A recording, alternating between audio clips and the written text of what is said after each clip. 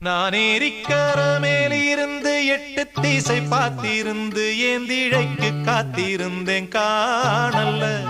மணி 7 8 ஆன பின்னும் ஊரடங்கி போன பின்னும் சோறு தண்ணி வேணும்னு தோணல்ல.